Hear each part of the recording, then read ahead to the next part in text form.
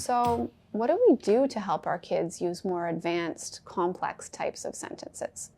Start by talking with your child's therapist about what would be most developmentally appropriate for him or her in terms of sentence structure goals. We want to make sure that we are setting our kids up for success by building a solid foundation and working our way up towards more complex language in an appropriate order. Check out the handout for this sub-lesson to give you some ideas of types of signal words to model, but follow the advice of your therapist on the order that you want to use. The strategy of expanding is a great way to enrich your child's language skills, and this often helps our kindergarten or primary age students. For example, if your child says something that's grammatically incorrect, like the bird flied or I throwed the ball, you can use the strategy of expanding by repeating the sentence back to them with corrected grammar. You would say, yeah, the bird flew, or yes, you threw the ball. When you repeat it back, you emphasize that word that they produced incorrectly by saying it a little bit louder and a little bit longer. Yeah, the bird flew. So it really draws their attention to the corrected production.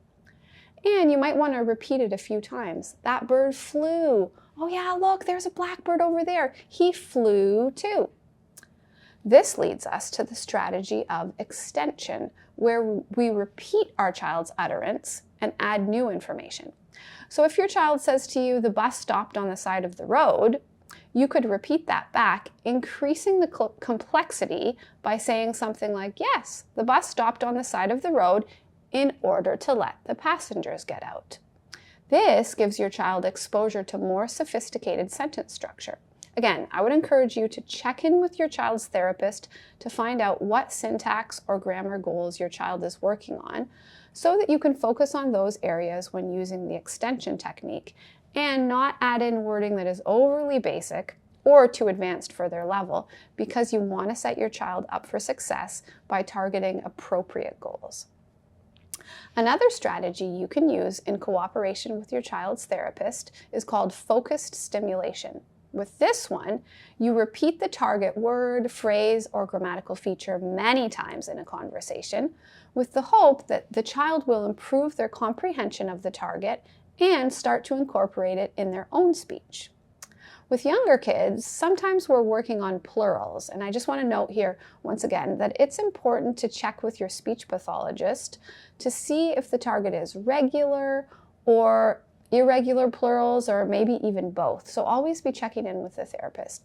You can then be intentional about modeling that target many times as you engage in activities together. So let's say you're going on a walk with your child, and this time you're working on irregular past tense.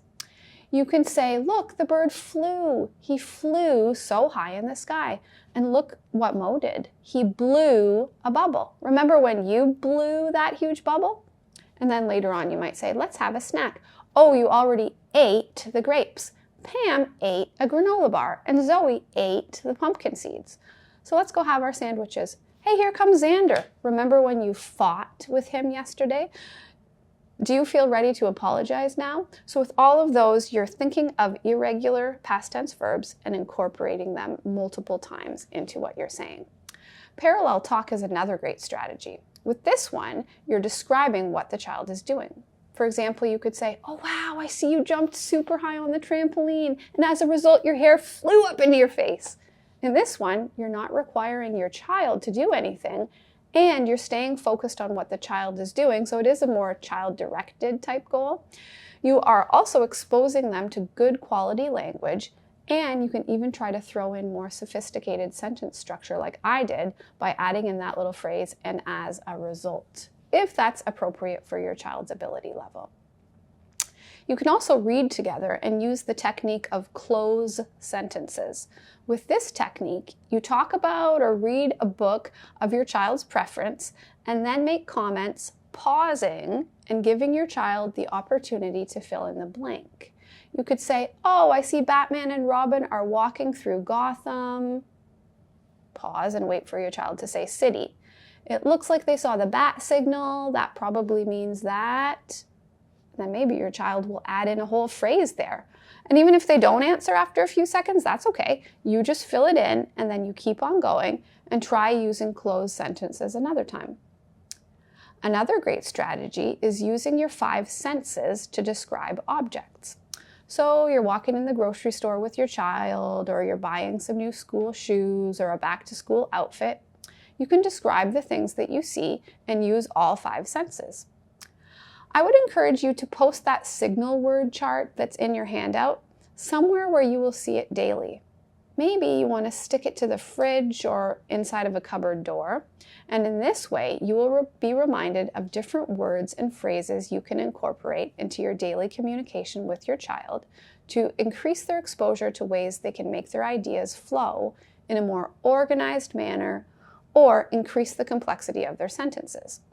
And like I've said multiple times, I would do this in conjunction with your child's teacher or SLP, as they can guide you on where you should start and phrases to focus on so you can complement what the child is doing in the classroom and what they're doing in their therapy sessions. For the vast majority of families, using these strategies in conjunction with your child's current goals would be an incredible gift to your child. Once in a blue moon, I do get a family that wants a deeper dive into all things sentence structure. If you happen to be a grammar nerd, you could check out the Informed SLP's The Grammar Guide You Never Knew You Always Wanted, which includes a very complex, but for me as an SLP, fascinating spreadsheet. And I've included the link on this slide. For the vast majority of families, I suggest focusing on regular check-ins with your child's therapist for guidance on how to support your child's current goals and potentially gently going through the handout for this sub-lesson.